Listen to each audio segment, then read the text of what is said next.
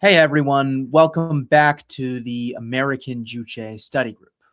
My name is Noah Shank, and I'm the founder of it. The American Juche Study Group is a broad initiative of various people who are for peaceful reunification of the Korean Peninsula. It's based off of this text, Juche for American Workers, which I edited, that compiles the writings of Kim Il sung and Kim Jong-Il, and will be the text used for our weekly sessions. The American Juche Study Group is a broad initiative including people of all races, religious backgrounds, and political affiliations who are interested in learning the ideology of the Korean Revolution. We bring with us a spirit of intellectual charity and goodwill toward all humankind. We refuse to accept the hateful caricature of North Korea presented in American media and instead want to learn the ideas that have held the DPRK together for so long and enabled it to withstand circumstances that would most certainly cause any other government on earth to fall. We come with open minds and diversity of thought.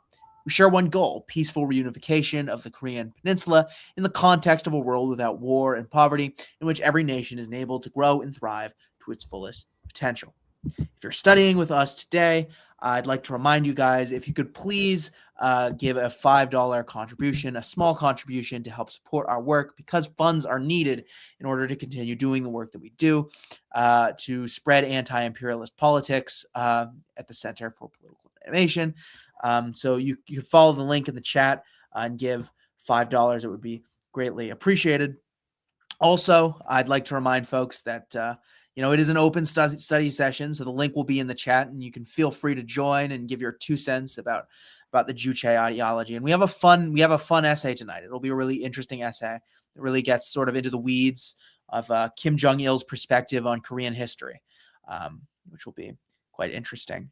The essay for this week's study session will be was an essay written in 1961 on April 5th. It's based off of a talk, a speech that Kim Jong-il gave to students at a university in Pyongyang. You're willing to pay the job. No, And it's hard. I it is, fell asleep. Yeah, of course not.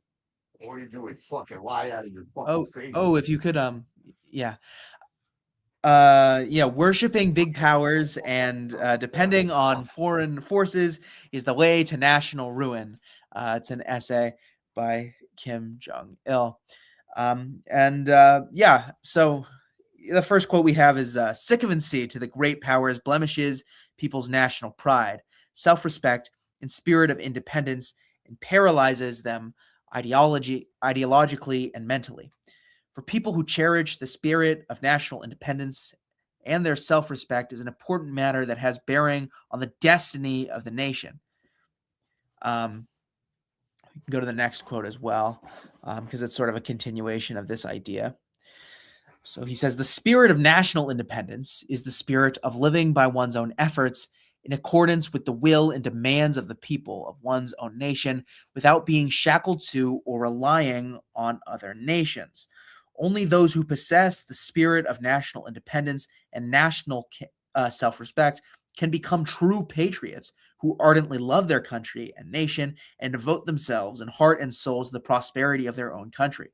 The spirit of national independence and national self-respect is a major source of ideological and spiritual inspiration that indulges people to glorify the honor and dignity of their own nation. If people lose the spirit of independence, national pride, and self-respect, the nation will suffer from an ideological and mental malady and become paralyzed ideologically and become susceptible to intervention and aggression by foreign forces.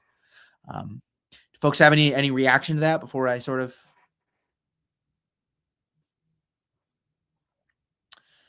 Well, for me, that what really interests me is he talks about having, a sense of national pride and spirit, and this is sort of an anti-imperialist perspective, right? That the Korean people had been kept under subjugation for so many years, and then also this is something that's really important for revolutionaries in the United States to hear, because so much of becoming a revolutionary in the United States is like, I don't know, it's like for some reason, like when you become a communist in the U.S., you like become a weeb. Like you become like a weeaboo for whatever, like how weeaboos are for Japan, how they like worship Japan. It's like you do that, but for like a communist country, like you pick a communist country and that you become like a sycophant for them. And, you take positions that are aligned with that anti-imperialist country. It's very odd. And, at the end of the day, your purpose in advancing the struggle for anti-imperialism is because you want America to be a better place, and not because you have like an intellectual fascination, with an anti-imperialist country like with like Ba'athist Iraq or Syria or something like that. I think it was a big problem. I think of like the RCP back in the day, and sort of parties that were aligned with China in the 70s.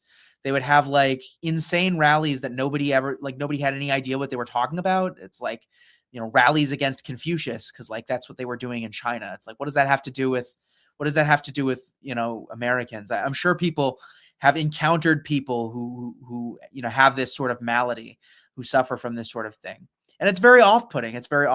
I mean, they talk about how during the 1930s, a lot of people who may have become communists didn't, right? Because they got this sense that like a communist was patriotic for every country but America,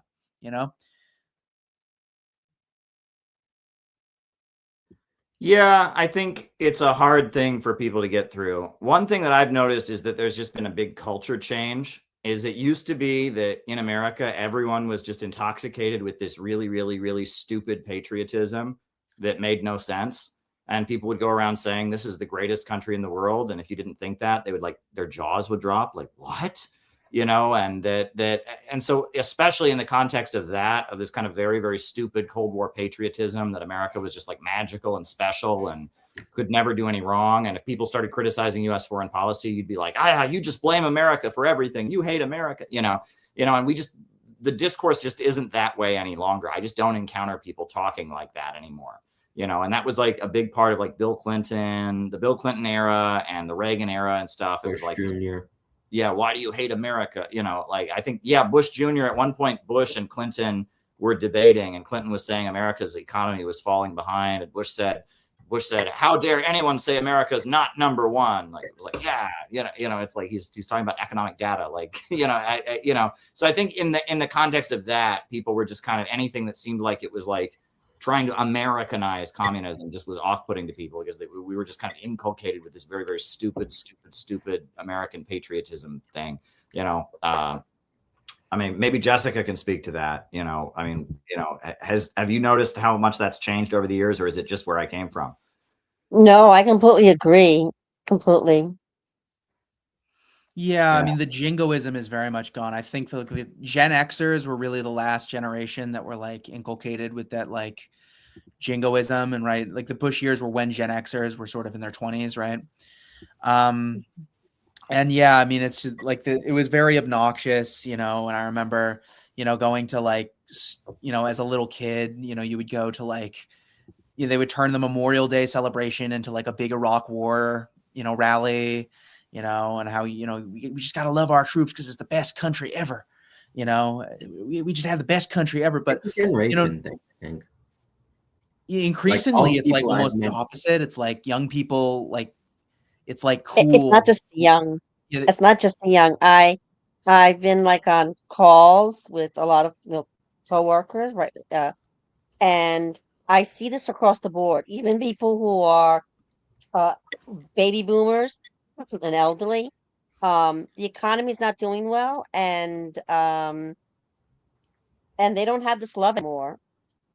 You don't love a country where you can't afford your medications, or you Or can't afford your rent or your property taxes. So no, I think that it's not just the young, it's just across the board.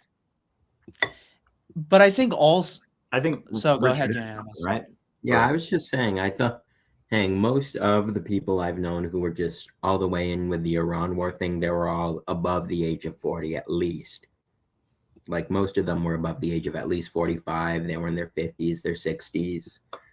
Yeah, but I think even those people, like, it's not like they don't think like I've talked to some of those people, like Gen Xers, who are all in on the like they think that the war on was good, and I talked to them, and it was really weird because it was like they were anti-establishment, but they thought that Iran was the establishment. It's like they were projecting their frustrations with American society, and with the way that they felt that they feel that they have been lied to by like the Eastern establishment and stuff like that, right? And Yeah, they're they like, think- well, like Trump is good and he's fighting like the Yeah, they bad think guys. Iran is woke people or something. Yeah. Right. Like that's it's like they think Trump is fighting the establishment, and like Muslims in Iran are just like woke people in America, and Trump is fighting them or something because leftists do Palestine rallies. So it's this weird kind of that I have seen that.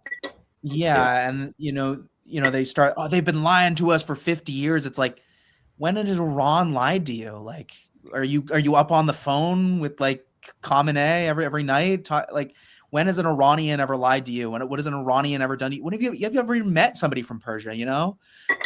But it's just that they're mad at the establishment and they're mad at woke people. They probably have resentment towards, I don't know, their daughter who went off to college and got into LGBT activism or something, and they like project that onto Iran for some reason, because Trump good or whatever. But even then, it's not really like the jingoistic patriotism you would hear 20 years ago. And I've noticed that like the official ideology has sort of become like pessimistic hatred of America, and like among like young people, like this like idea that like a lot of young people think that like Western Europe is a paradise where nothing bad ever happens. Like they think that like European social democracy, first of all, like none of them know that the European social democracies are all being dismantled because the Soviet Union's not around anymore, and there's no need for it to exist, and also the capitalist class can't afford it there anymore. But they heard Bernie talk about how Western social democracies have all of these benefits. It's true, they have better benefits than the US, and then they like are like, oh, so like Europe must not have any problems, and like it's very strange. They sort of become like worshipers of British and French culture. They all go on vacations to Britain and France, and it's just I don't like it. Well, I just think it's telling how ostensibly illiberal societies are simultaneously blamed for being illiberal and simultaneously accused of being liberal or woke at the same time. And like they'll say, like even a right winger will say, hey, they don't have liberal freedoms or whatever we claim are better. And then at the same time, then they'll say, well, they're woke because activists like them. Yeah, even a country like China, for example, like you'll hear right wingers who don't like China, right? They'll oscillate between, well, China is an ethno state, right? And that's bad, even though I'm kind of for an ethno state, but also, it's woke, and I don't like woke. Like it's weird double thing. And this is what I'll talk about. I've talked to some other people about it. A lot of people didn't understand how it is China actually did their lockdowns, because the Falun Gong did take a lot of the anti-lockdown, anti-vax positions, and China never had a vaccine mandate. They never had a vaccine mandate, and a lot of Chinese small towns and rural communities, they didn't lock those people down. Like when people talk about China has a selective lockdown policy, they mean that's what actually happened. They selectively locked it down. It wasn't just blanket one size fits all. Yeah, and you also have to think, China had a reasonable concern that this was a biological weapon, as we now know, Yeah, of course. The virus did come from a biological weapons facility that was being funded by the United States and Dr. Fauci.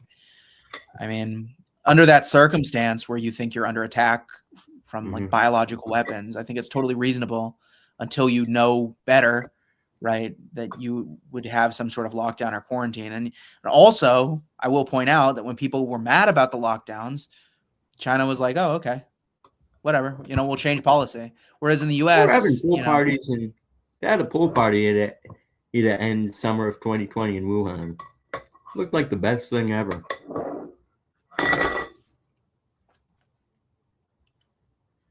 Right. Yeah, I was gonna ask though. They implicated a biolab in Wuhan for it, and this is one that has ties to the Chinese government. I wanted to know what people's thoughts were on that. To me, it kind of felt like a weird deflection like Powell at the UN. I don't think we should get too far into that today because I mean there's a lot of questions out there. I don't think we can believe anything they say, but other than that, I think we don't want to go too far into this. Yeah, of course not, sir. We could do whole broadcasts on the different theories and all of that. So Yeah, it's sort of Jong-Il. like September 11th or, the Kennedy assassination. It's like you can acknowledge that stuff doesn't add up, but as soon as you get into, I know exactly who was, no, you don't, you don't know, you don't have the documents. And even the people who do have the documents, they probably don't know. But anyway, yeah, it is a tough pill for people to swallow, especially people who, become attracted to anti-imperialist politics because they didn't fit in or something. That the idea that like, to become politically active in any sense of the word, should come out of, a love for the people of your country and for your country, and this, there are many people who, become a little popular and then they run away to an anti-imperialist country and, they have their live streams from there or whatever. And it's like, well, you're not really doing your job, are you? You're not really doing what needs to be done. If you really believed in these politics, you wouldn't be mooching off of the Russians or, the Nicaraguans or the Venezuelans or the Iranians. Maybe you would accept help from them, here and there, or you would do your best to make sure that they're not under attack. But, the people who, under no threat, just pack up their bags and move to an anti-imperialist country. I just don't have much respect for them at all, but yeah. So if we could go to the next slide, I guess. So I find this essay is actually very, very interesting because Kim Jong-Il, he uses Korean history, and Korea has a very old history dating back to before Korea was even unified. And he uses it to talk about, to sort of polemicize issues that are going on within, the Workers' Party of Korea and splits that are happening within the Workers' Party of Korea without saying explicitly, right? So he's critiquing people without saying explicitly. It's actually very brilliant. And also it's a teaching moment where he can talk about, his view of Korean history, right? And, what it was that caused, Korea to be, under subjugation for as long as it was. And he starts out by talking about the Goryeo period. It's where we get the word Korea from in English. And Goryeo, so this is also known as the Three Kingdoms period. So you had the Goryeo kingdom, that was the northernmost kingdom, and that included Seoul, and it was the largest kingdom. On the south, you had Silla, which was a very wealthy on the coast, on the southernmost tip. And they were known for being very, very wealthy, for being a land of gold, and for collaborating with the Chinese. And then you had two smaller kingdoms slightly west of the Silla kingdom. And that during this period, the Goryeo kingdom was trying to unify all of Korea into one Korean sort of civilization, and was in the process of doing that. And he says, this is the strongest period of our history. The Goryeo was a powerful state with a vast territory in East Asia and a large population. It nearly achieved the unification of the three kingdoms and repulsed the invasion by foreign forces, thus defending its honor. Goryeo earned renown as a powerful country because its people did not worship big powers. It was from the 7th century onwards that sycophancy began to exert a harmful influence on our country. The rulers of the Silla in the south took the road of depending on foreign forces in their attempt to overthrow the powerful Goryeo and expand their territory with the help of a big power. Kim Chun-chu of Silla went to Tang, China, and agreed with its rulers to bring in its army based on the understanding that after the downfall of Goryeo, the vast area of Goryeo north of the Taedong River would be transferred to the Tang. Later, the Silla authorities took one foolish step after another to curry favor with the Tang rulers and committed crime of repeatedly dispatching envoys to request Tang troops. Owing to the act of dependence on foreign forces committed by the Silla rulers, Goryeo, once a powerful country, crumbled, and the unification of the three kingdoms, which had been strongly pursued by them, failed to be realized. And the grave situation that was created in the whole country and the whole nation, including Goryeo, Pachki, and the Silla itself, could be swallowed up by foreign forces. And of course, immediately after the Three Kingdoms period, you had the invasion of the Mongols from the north. And then you had a period where Korea was part of the Yuan dynasty, where it was part of the Mongolian Empire. After which you had a liberation struggle, and then you had the Chosun period, which he talks about a little afterwards. So he's saying, there was once upon a time, Korea wanted to unify itself, but there was this part in the South, that was collaborating with foreign powers and bringing in foreign military forces in order to attack the North, and as a result, all of Korea was basically destroyed. He's making an interesting point about, about the issue of the Korean Peninsula at the time, the fact that the Korean Peninsula was divided, right? You have this wealthy part of the South that is accepting all of this foreign investment and subjugating itself, and is being used as a military stronghold of the Chinese, right? And is being attacked, right? It's an interesting parallel. Do folks have anything to say about that, or we can move on to the next quote, which I find to be interesting as well. Yeah, I think it's fascinating that the North Tim have something, or did you have something, Tim? Okay, all right. Sorry, go ahead, Richard. I was saying I think it's fascinating that the North Koreans still celebrate the Star Korean dynasties, their achievements, their strengths. It really does. It really is. To me, something I don't think a lot of people talk about. Like, people act like all the communists want to do is just smash old palaces and whatnot. But Caleb, you've talked about how Stalin commissioned many, many films about old Russian czars. I think in China there are a bunch of plays and soap operas they do about traditional old Chinese dynasties, celebrating that part of the country's history. Yeah, another thing I think is fascinating is that they like, these leaders actually have like a mastery of their country's history, and like, arguments that happened and conflicts that happened and why it is that their country is the way that it is.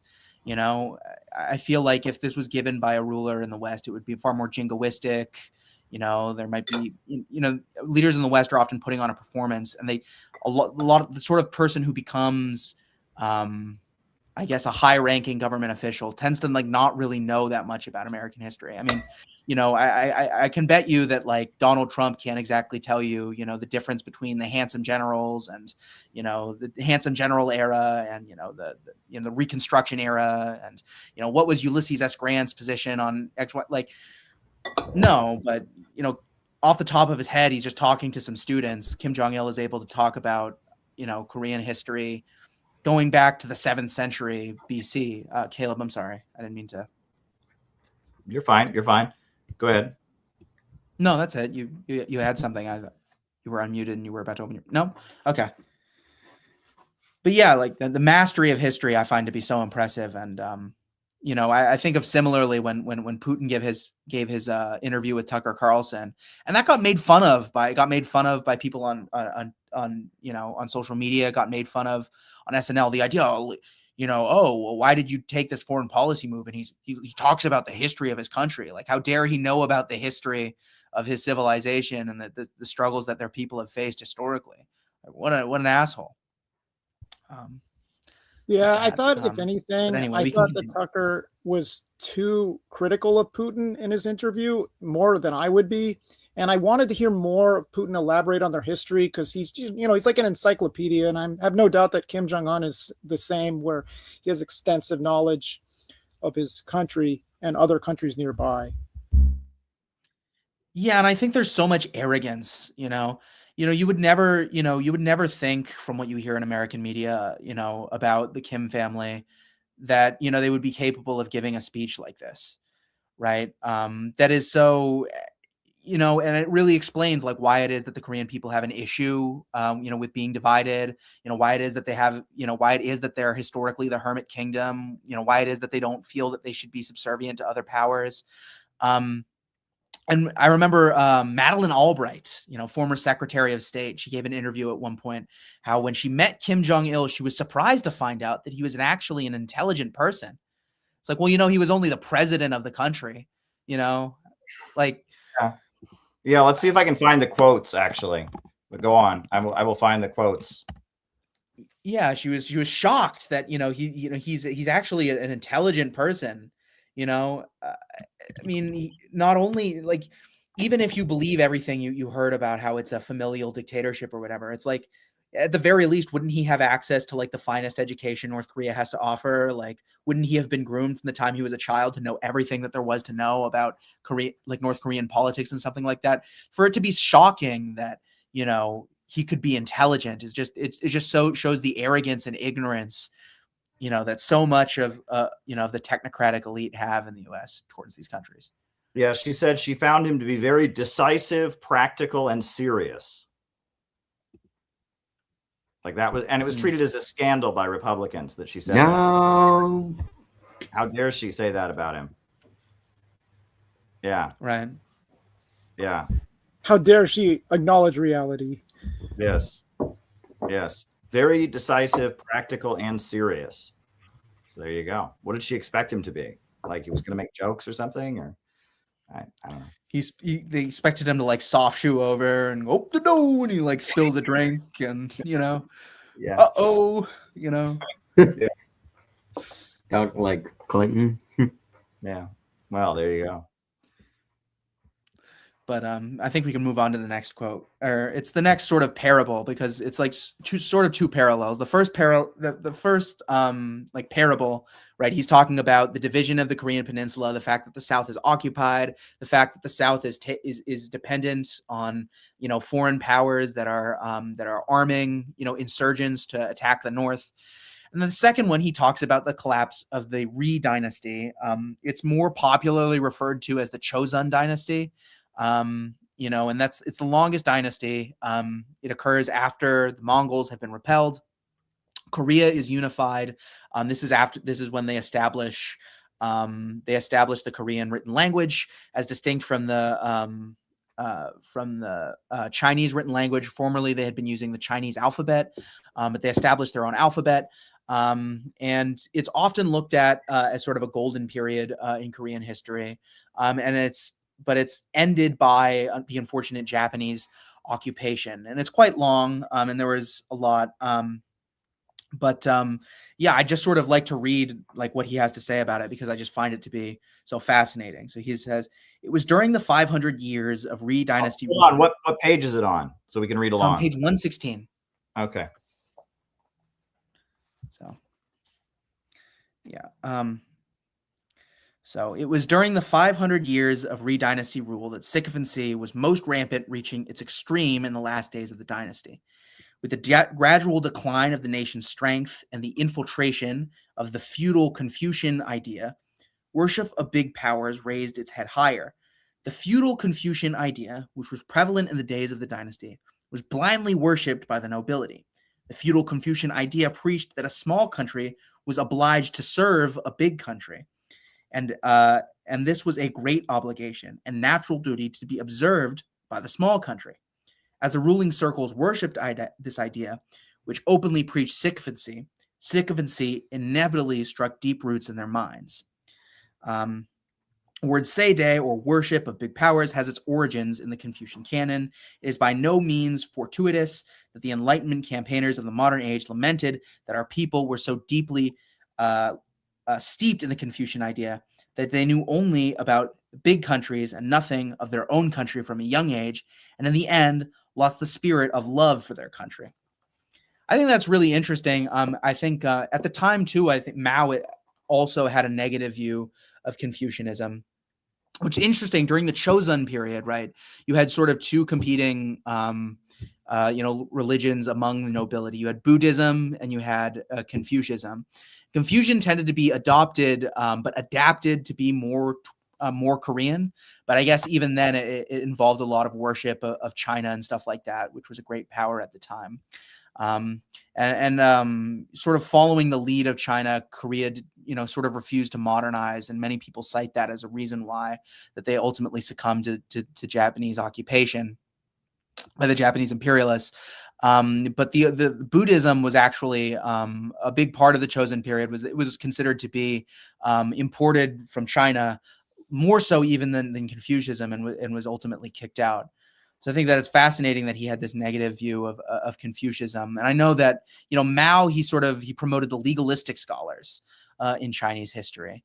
That rejected the sort of, idea of feudal bonds and stuff like that. When later, now in China, Confucianism is very much celebrated. And I think Confucianism has good ideas. I think that just in the context of Korea, I think that it has negative connotations because, again, of that implication there with the nobility. But then he goes on to tell the story of the last queen of the final queen of the Chosun period. And she goes by Queen Ming. She's pictured there. He said, they even committed the crime of, this is on page 118. They even committed the crime of suppressing the anti-aggression, anti-feudal struggle of the Korean people and stifling the bourgeois reformist movement through the introduction of foreign forces. When the army launched a large-scale struggle against foreign aggression and feudalism in Seoul in 1882, Queen Min and her clique invited Qing troops to suppress them. When reformists, including Kim Ok-yeon, staged the Kapsan coup in 1884 for a bourgeois reform, they also put them down with the help of the Qing forces stationed in Seoul. And the Qing forces were also called on to fight the Kabo Peasant War, availing themselves of the policy of dependence on foreign powers by the feudal rulers of the Yi dynasty. The Japanese imperialists hurled large forces into Korea, not only brutally suppressing the present forces, but also capturing the royal palace and scuttling the Kabo Reform. The corrupt feudal leaders, with the backing of big countries, were split into pro-Qing, pro-Japanese, pro-US, and pro-Russian factions. They indulged themselves in factional strife for power. Some moved from one side to another, replacing their masters according to the trend of the times. Queen Min, the kingpin of reactionaries, was dyed-in-the-wool worshipper of the Qing. But as the influence of the Qing dynasty began to wane after the Sino-Japanese War, she gradually leaned more towards the forces of Tsarist Russia. Notably, Ri Yuan Wang, turncoat from the, which that's a literal translation. It means like Japanese, like they didn't even give him they don't even remember his real name. It just means like Japanese collaborator. It's funny. Turncoat from the pro-Qing faction to the pro-Russian faction and then to the pro-US faction before finally becoming a heinous pro-Japanese traitor to the nation. And after they put down the peasant uprising, Japanese the military ended up siding with the Japanese and did a coup against Queen Min and ultimately assassinated her. Which is actually, it's an interesting parable that I think that we can learn from, because what he's really talking about, he's talking about the Sino-Soviet split, right? He's like, there was all of and the fact that the Korean Workers' Party, would be beginning to be divided, right, over like what side are we going to follow during this tumultuous time in the history of communism. And there were some factions within the Korean Workers' Party who sided with Russia, and there was other factions that sided with China, and that they were fighting with each other, over which side. And that's why they said, no, actually, we have the Juche ideology, which is uniquely Korean, and we don't worship China and we don't worship Russia. And sort of this parable of, the factions within the Korean nobility, right, where they were fighting over were we going to side with the Qing dynasty or were we going to side with Tsarism, and then ended up, a Japanese collaborator in the military ended up murdering the queen and taking control and subjugating the Korean people. It's a very succinct parallel, and it sort of speaks to the brilliance of Kim Jong-Il, in my opinion. The idea that he's able to, call on the history of his people in such a way, to say something, here's something that you probably all learned in your history books. This is why we are taking this position. Is such a great way to educate people. Unanimous, yeah. You have your hand raised. Yeah. So I was going to say, I think that element of independence is why Cuba and North Korea still stand today, while most of the Eastern Bloc countries just had to be dismantled or were that easily dismantled. I think the closest thing the Eastern Bloc had to a country that was neutral in the Sino-Soviet split was Romania. And like Romania, I don't think they ever truly cut off their ties with China. I think the leader of Romania at that time was related a lot to Kim Il Sung at the time. One thing that is true is that North Korea and Cuba both had like reinvigorations of communism in the late 80s when all the other Eastern Bloc countries were liberalizing. Cuba, they had something called the Rectification Campaign, which was like when they started having the kids pledge to live like Che Guevara, and they like emphasized the kind of the worship of Che Guevara, and they built the mausoleum to Che Guevara. And in North Korea, they called it the Cultural Revolution. And that you could argue that to some degree or other, like it was that kind of, you know, the way they were going in the opposite direction of the Eastern Bloc countries. They kind of sensed that things were going to get hard, and they prepared the population, and they kind of solidified the unity of the population to the party and reemphasized communist principles during the late 80s. And you can read like some of Fidel Castro's speeches from that time and all of that. They kind of got ready for it. And so, you know, it's interesting because on the one hand, and, you know, some people in China today even argue that as bad as the Cultural Revolution was, it did lay a foundation through which then once the Deng Xiaoping era came, it didn't lead to the overthrow of socialism. So I think that's interesting as well, you know. And I think that's how, and I think that is why Russia has been color revolution proofed in recent years. Because you'll notice for the first year or two of the special military operation, there was this, you could just sense this in Putin's speeches and the way Russians carried themselves. There was this pride in the defeat of the Nazis. Maybe it was because as the 80th anniversary was coming up. I don't know, but you could tell to some degree or other the way the Russians were having this pride in their country, pride in the USSR, pride in the czars. Like this was out and about more than ever. I don't know, Caleb, if you noticed this. You went to Russia a lot during this time. Oh.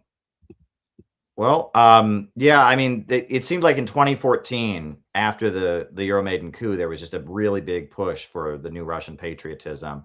And that's when Dugin, you know, had his TV network, and the military started distributing Dugin's books like publicly on the subways. And there was also just a lot of like films about the Second World War and stuff. And that's when they started having the around the world, they had the Immortal Regiment parades. Like the Russian communities would do those World War II commemoration things. They would start doing those every year. And I mean, I don't know, it seemed like there was a big push right following 2014. I think, you know, and then it obviously escalated in 2022.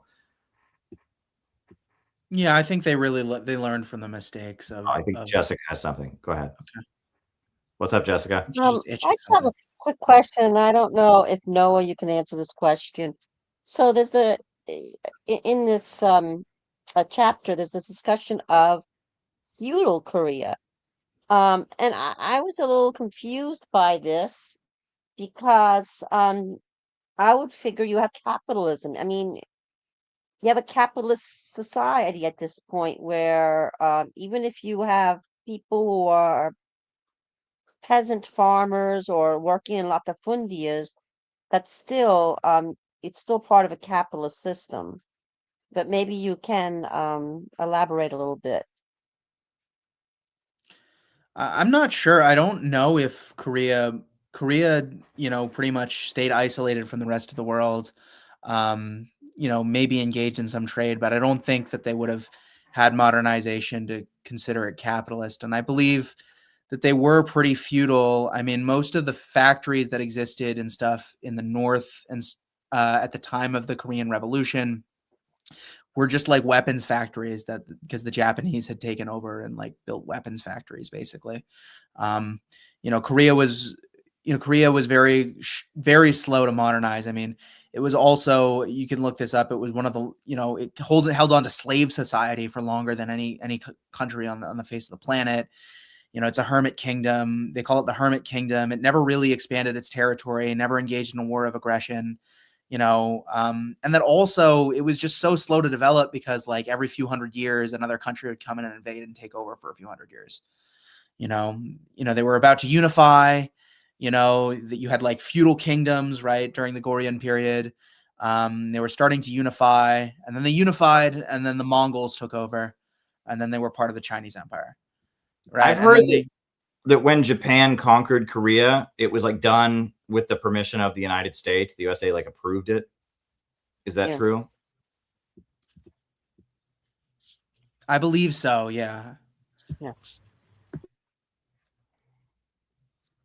Yeah, I believe so. Because he mentions that, it was like a joint US Japan collaboration basically to take over Korea. Mm. Which is interesting.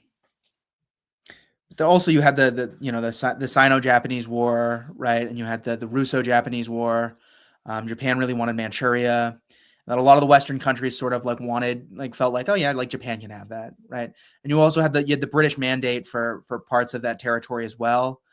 And during the 1800s, there was a little bit of a rivalry between the U.S. and Britain, kind of. Between the 1860s and the 1880s, there was still a little bit of a rivalry.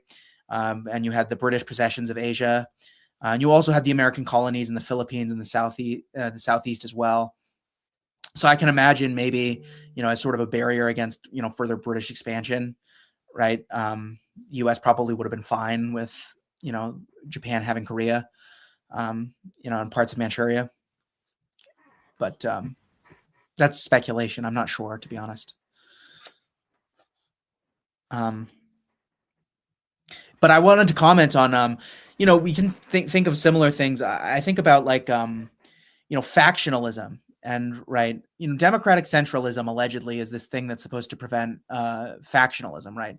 One thing I've noticed about certain organizations that proclaim to be democratic centralists is that factions, they still form. It's just they're not spoken of. And then Caleb's talked about how when he was in Workers' World Party, it was every leader of the party, right, had their own little pet project that they wanted to promote. Right. And that they would be fighting. Nothing would get done because they would constantly be fighting over, what was going to get mentioned, right, in a speech. And I think there was the PSL split recently as well. I think factionalism may have been a part of that. And I think Kim Il-sung speaks to this a little bit, which I think could be interesting. But I'm sure Caleb has more to say about factions and his experience. Well, if you want me to comment on that, I mean, the important thing is, Lenin banned factions in the Bolshevik Party. And that was, in a way, a strength because they had all these factional fights, and then they ultimately banned any official factions. And by the late 80s, that had turned into, the imperialists have a way of when a socialist country has a strength, they turn it into a weakness. So it was a strength. The Bolshevik Party was able to be so unified. They didn't have any official factions. They were able to march as one. But by the late 80s, it was very clear there were big disagreements within the party. But they had developed a way of doing things where they didn't acknowledge disagreements, right? They didn't fight out their disagreements. They just every resolution was unanimous.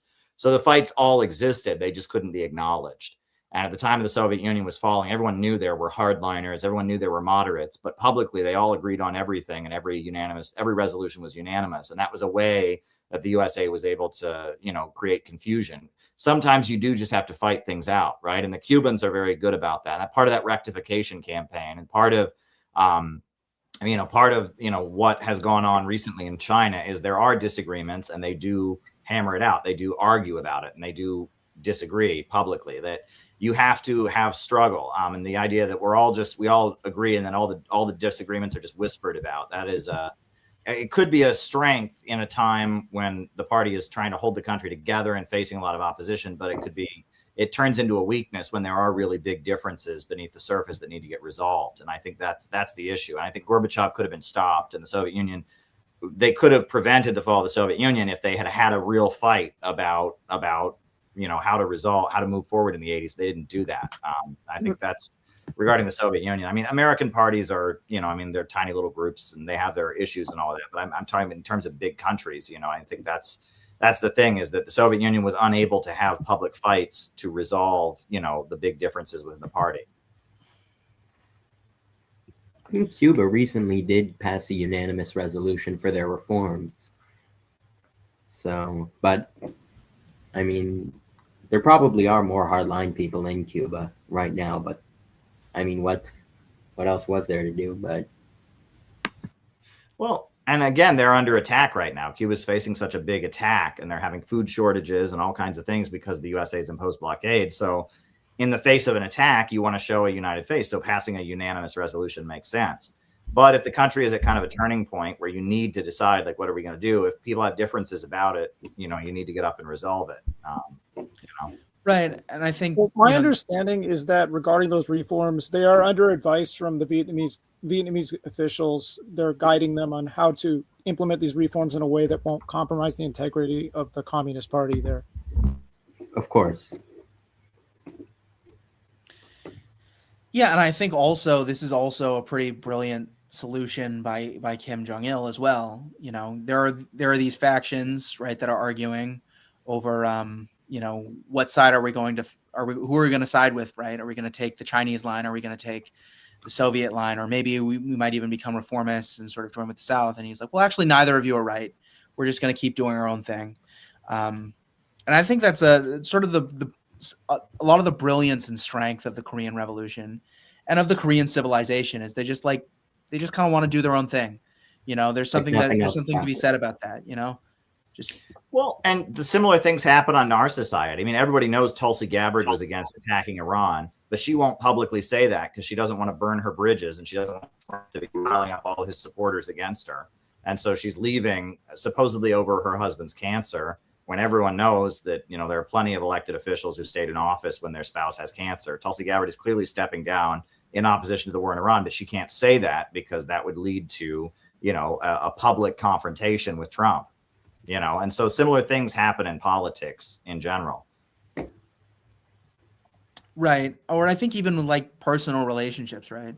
A healthy relationship is not one where you never have an argument with your spouse ever, right? Actually, you need to be able to express disagreement and stuff like that. Right. Or at some point it boils over, and then they're going over to the proverbial China or Russia of the world and, having all their problems solved by a foreign power, So, well, and the other thing is that, democratic centralism was originally a method for the revolutionary organization to operate, in a to organize as a pre-revolutionary organization.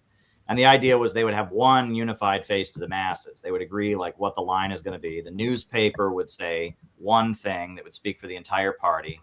And it was instead of having a bunch of private newspapers, because I guess in the parties of the old type, in the social democratic parties, instead of having an official party newspaper, anyone in the party who had any money could start a newspaper. And so whoever had the most money and owned a newspaper, their line got advertised in the newspaper. And Lenin said, well, we need to do it so we all come together and we establish a line. And then we have one voice that speaks for the entire party that puts out the message. It's not whoever just happens to have the most money and can own a printing press, right? That was the idea. And we'll have a unified face to the masses. And if we disagree, we'll keep it internal, but we'll agree with what the line we're going to go to the masses with is. That was kind of the idea of democratic centralism. And it makes sense as an organizing method, right? I mean, we're going to march as one. We may disagree, but we'll keep our disagreements internal and we'll march as one and we'll have like one message we agree on to put out to the masses. Right. I think that was the idea. And that is a very effective way of doing things. But then it raises the question of like, in the age where, we don't have newspapers, we have social media, right? It's like, disagreements are going to come out, right? And can you expect everyone to have the same line on absolutely everything? Right. And even like some of these communist parties, like, they want you to agree with them on absolutely everything, including stuff that happened 100 years ago. Right. And, people, if they read history or have a relationship with this country, they're going to have disagreements. And, democratic centralism does need to some degree or other be reexamined in our time, because with so much access to information where every disagreement is out there, people are going to disagree. Part of the way I guess if you want to relate it to American parties, part of the way the Workers' World Party collapsed is a very sketch and suspicious individual named Taryn Fivik, who wrecked the Workers' World Party and then went on to wreck the Communist Party. One of the things she did is, as I was leaving, she was kind of coming into the party, and she started policing everyone's social media like crazy, accusing people of being transphobic on social media, or accusing people of this or that, and like introduced like social media guidelines and all this stuff. And that was part of the way they created disagreement, because social media, everyone's out there with their views and people are going to disagree. I mean, that's just how these things work. No two people are going to agree on absolutely everything. With social media, everyone's opinion is out there on everything. And I noticed that was part of the way that the Workers' World Party was kind of destroyed, was they kind of started policing social media, and that was a way that these things happen.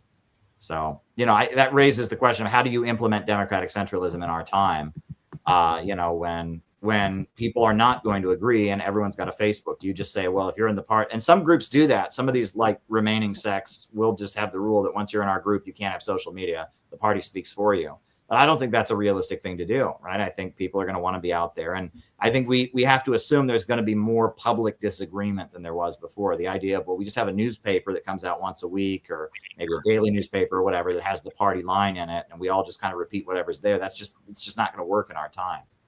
What do you think? What do other people think? Yeah, I think also too, though, I think that in the age of social media that, an organization should have, maybe not hardline rules, but sort of, I don't know, loose guidelines for the ways in which people should use social media. Because a lot of the ways that people use social media, today, especially young people, is one, unhealthy, and two, is not going to be conducive to an effective political organization. Whether that be like airing out all your dirty laundry about personal stuff that's going on in your life, or talking about every mental health woe that you've ever had, or stuff like that. I see some people do that, and that's not conducive to you being effective political organizer. Well, and that other problem, the reason democratic centralism was invented, I've seen this, is that, that people on the basis of owning a press got to set the political line just because they had more money. I've seen now, right, somebody's famous on the internet and parties will bend over backwards to, please them. And somebody else in the group might actually be more politically correct. And it's like, yeah, but you don't matter because you're not internet famous. You're not going to, get us more viewers and stuff. And you're like, people like Ben Norton, for example, right? I mean, his platform doesn't come from PSL, but he has a lot more influence in PSL than some other person, because he's internet famous. He's just some guy in China, but thousands of people listen to him. And, Hassan Piker, I mean, is that guy even a communist? I don't know if he is, but I've seen communists. He certainly never read a book, apparently. Yeah, just bend over backwards to please him because he has a big platform. And the ruling class, I mean, social media is rigged. It's not rigged by one giant controller, but it is rigged by the powers that be.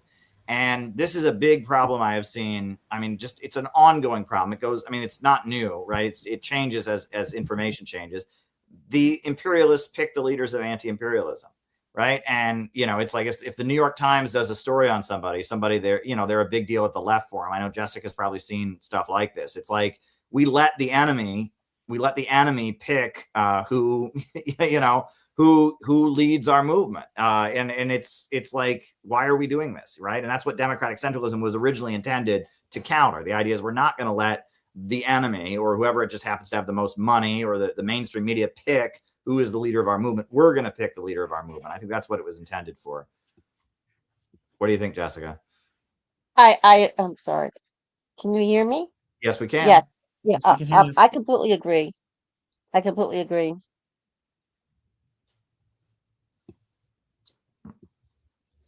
All right. Okay. Well, let's move on to the next quote. We have a little bit of time left. We have the one last quote. Okay, so he said the present reality in Korea proves this more clearly. The successive rulers and government of Syngman Rhee and Chang Myon have followed the colonial policy of the United States and resorted to traitorous acts. As a result, South Korea has been turned into an out-and-out colony and military base of the United States, a hellhole where fascism and terrorism are rampant and poverty and lightlessness prevails. Owing to the aggressive mechanisms of the U.S. imperialists and the sycophantic and traitorous acts of the puppets in South Korea, national reunification, which all our compatriots are longing for so impatiently, is yet to be achieved, and the tragedy of national division is continuing. Something that I think is, it might be a surprise to people, right? As he says, South Korea is a hellhole where fascism and terrorism are rampant and their poverty and lightlessness prevail. Because we have this narrative that, oh, well, South Korea is just capitalist. And so therefore, it's good, right? And it had it's wealthier. And you always see that the photo, which I believe is fake, actually. I believe that's a hoax. Like, it's a doctored image of the Korean Peninsula where all the lights are on in the south and they aren't in the north. Like, I've read that it's something to do with the camera angle, and that's very normal. Like, it's not actually that they have no electricity in the north. But even if it were, I mean, as far as in the 1960s and 70s or 50s and 60s or into the mid 70s, if you lived in Korea, you wanted to live in North Korea.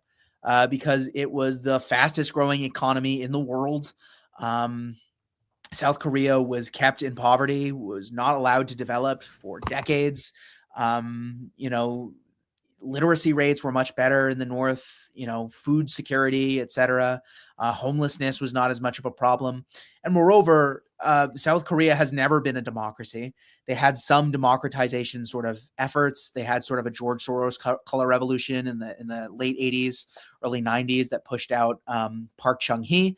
And there was like student uprisings that established sort of a weak puppet government. That's sort of the new model, right? They used to have military dictators, but then they decided, oh, well, it's actually kind of a pain in the butt. It makes us look bad that we have a military dictator. And then the military dictator, people are mad at them. So then they have to like give them stuff. And like, we kind of want to implement austerity. And so they have like these sort of weak puppet governments where, I'm pretty sure it's still on the books in South Korea that like any elected official has to be officially approved by the United States. Really? But moreover, Syngman Rhee, who was a Japanese collaborator, mind you, was just sort of installed by the United States as a military dictator, massacred students on Jeju Island, had concentration camps, just like not a very nice person. And you'll hear all the time like lies about the way that North Korea is. And, North Korea is not as free as the United States, but, this flies in the face of the narrative that we've heard.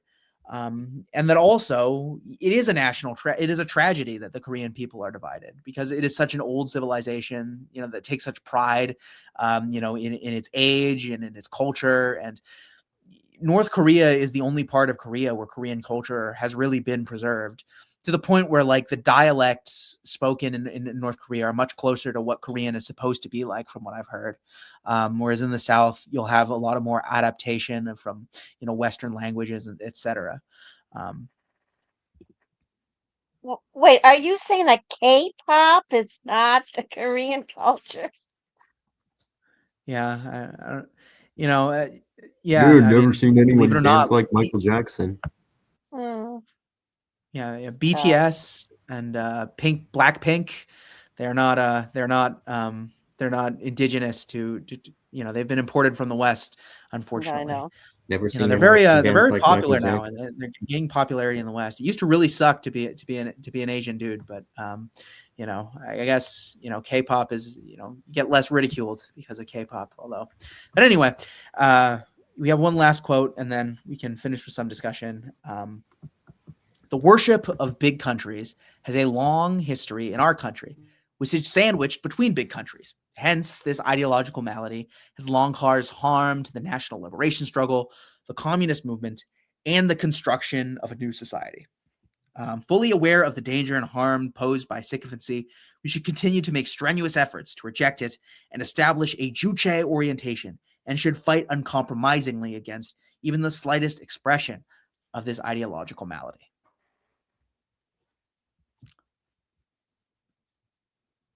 Yeah, So don't let anybody tell you that you shouldn't be patriotic if you're a socialist. Don't let anybody tell you that you should move to another country if you believe in socialism. Straight from the word of Kim Il Sung, we're socialists because we love our country and we want things to get better. Well, and North Korea is known all over the world. I mean, there are many countries that are equally, roughly the same size that people don't think about it as much. I mean, they have brought great honor and glory and military recognition as a great military power to the Korean Peninsula. I mean, there's no question about that. And North Korea's military volunteers fight all over the world, and North Korea is fighting in Ukraine right now, fighting in the special military operation and on the African continent. Robert Mugabe's personal security guards were North Koreans. So all over the world, North Korea is recognized as a great, strong country thanks to the Korean Workers' Party.